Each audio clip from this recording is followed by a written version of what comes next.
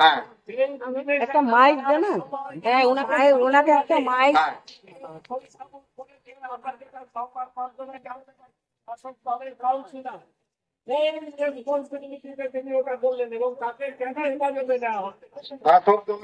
Councillor ওই ক্রিমেশনের সময় যে সই স্বাক্ষর লাগে সেটা করেছেন বলে, হ্যাঁ ওনার প্রশ্ন যে সেটা কোন অধিকারে সে তিনি করলেন, নথিবদ্ধ করা হোক। খুব গুরুত্বপূর্ণ প্রশ্ন এগুলো। ধন্যবাদ।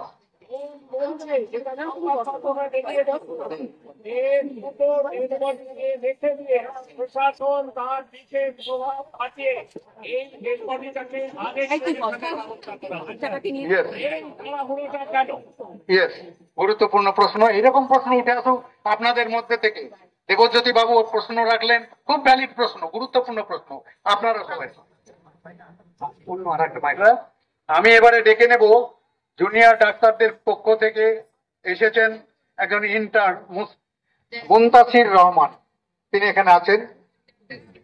ঠিক আছে, ও ও আচ্ছা, ছিল দিন প্রথম থেকে এখন তিনি অনুপস্থিত। যদি আবার আসতে পারে দেখা যাবে। পরিচয় দিয়ে আপনি আপনার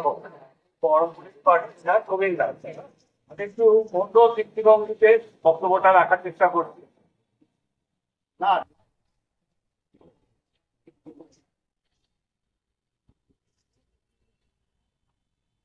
এবারে ভারতবর্ষের বুকেই বলবো, কৃষক আন্দোলনের পর যে আন্দোলনটা বিস্ফোরণ ঘটেছে পশ্চিমবঙ্গে, এবং সেই ক্ষেত্রটা তৈরি ছিল এই মানে মানুষের তখন জীবিত ক্ষোভ বিভিন্ন ঘটনার মাধ্যমে উঠে এসছে।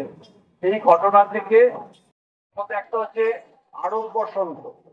আরব বসন্ত শুরু হয়েছিল টিউনিসিয়ার রাজধানী টিউনিসে।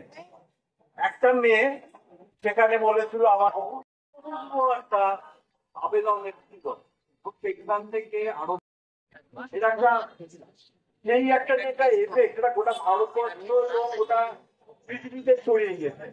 এখন পৃথিবীর যে পরিস্থিতি, ভারতবর্ষ বা আমাদের পশ্চিমবঙ্গ, এরকম ঘটনা কিন্তু প্রচুর ঘটবে। এটা আজকে ডাক্তারদের ক্ষেত্রে, স্বাস্থ্য ক্ষেত্রে হচ্ছে, প্রত্যেকটা ডিপার্টমেন্ট আমাদের সমাজ আজ বছরের জায়গায় চলে গেছে, প্রত্যেকটা জায়গাতে। তাহলে এই আন্দোলনটাকে জিয়ে রাখতে হবে। এই আন্দোলনটাকে যদি সাকসেসফুল হয় তাহলে আমরা আরো অন্যান্য ব্যাপারে যেতে পারবো। এবং এই আন্দোলনটাকে যদি মেরে ফেলতে পারে আমাদের বিরোধী পক্ষ, তাহলে কিন্তু আমরা খুব হতাশাগ্রস্ত হয়ে যাব। যেমন একটা সাকসেস আর একটা পরবর্তী সাকসেস দেখে আনে।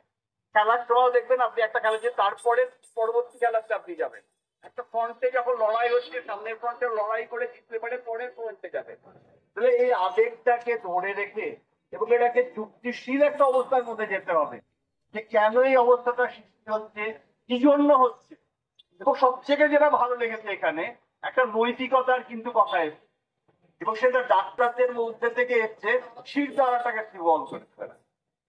অর্থাৎ নৈতিকতা ব্যাপারটা যেটাকে আমরা প্রত্যেকেই বাদ দিচ্ছিলাম এই ভোগবাদী দুনিয়ায়, যেন আমি ঠিক আছি বাকি সব ভুল, আমার শির দ্বারা ঠিক রাখার জায়গা নেই। নিজের শির দ্বারাকেও ঠিক রাখতে হবে।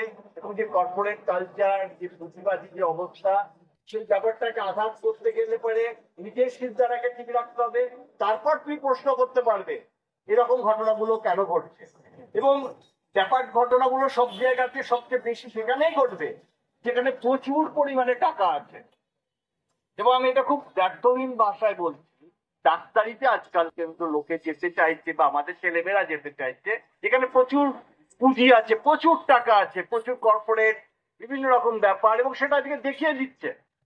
সেইখানে যদি আপনি নৈতিকতাটাকে যদি না ধরে রাখতে পারেন তাহলে পরে কিন্তু আপনি নিজেও পচবেন, সমাজকেও পচবেন, সবারই মধ্যে একটা বিকৃত একটা মানুষ, এবং সে বিকৃত মন নিয়ে আপনি পৃথিবীতে বেঁচে থাকবেন। সেখানে আপনি নিজেও কিছু পাবেন না, অন্যকেও কিছু দেবেন না।